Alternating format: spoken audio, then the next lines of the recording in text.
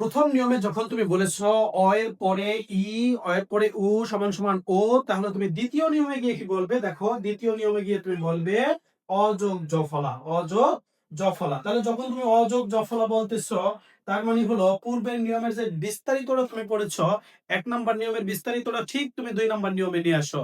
শুধুমাত্র এখানে ই এর জায়গায় জ ফলা বসিয়ে দিলেই নিয়ম শেষ।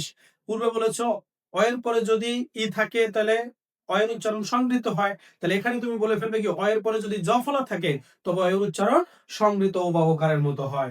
তার মানে কি আমার এই নিয়মটা ডিটেইলস পড়ার পর বা বিস্তারিত পড়ার পরে এর একটা নিয়ম আমাকে আর মুখস্থ করতে হবে না, আমার এমনি এমনিতেই হয়ে গেছে। ঠিক আছে?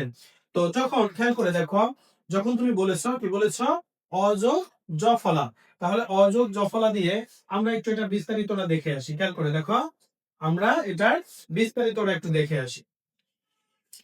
আমরা যদি এটা বিস্তারিত দেখি তাহলে কি পাই দেখো, আমরা বলেছিলাম অ যোগ জ ফলা সমান সমান ও।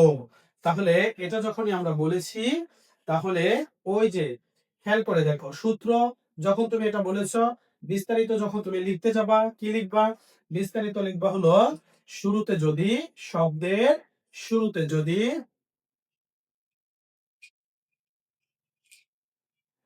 শব্দের শুরুতে যদি অ থাকে এবং তারপরে যদি জফলা থাকে, ঠিক আছে, তবে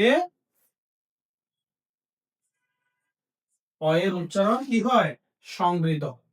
অ এর উচ্চারণ সংবৃত।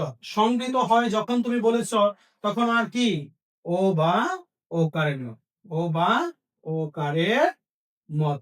ঠিক আছে? ব্যাস।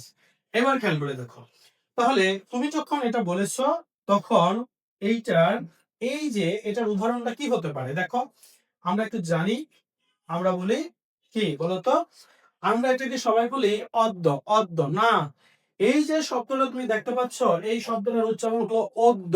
শব্দটার উচ্চারণ কি? অদ্য। কিভাবে অদ্য? এই যে দেখো, তুমি একদম সুন্দর মতো দেখো, এখানে একটা কি রয়েছে, এখানে একটা অ রয়েছে, ঠিক তারপরে দয়ের সাথে ব্যঞ্জন পদের সাথে একটা জফলা রয়েছে। তাহলে এই যে অ যোগ জফলা সমান সমান আমার কি হয়েছে? ও। এবার দাও তুমি ও। এবার খেয়াল করে দেখো এখানে আরেকটা নিয়ম যুক্ত হয়ে গেল। এখন এখানে আরেকটা নিয়ম যুক্ত হয়েছে কি? আরেকটা নিয়ম আমরা দেখতে পাচ্ছি দয়ের সাথে জফলা যুক্ত আছে। তাহলে দয়ের সাথে যখন জফলা যুক্ত আছে, বাংলা উচ্চারণের নিয়ম বলে, বাংলা উচ্চারণের নিয়ম বলে যখন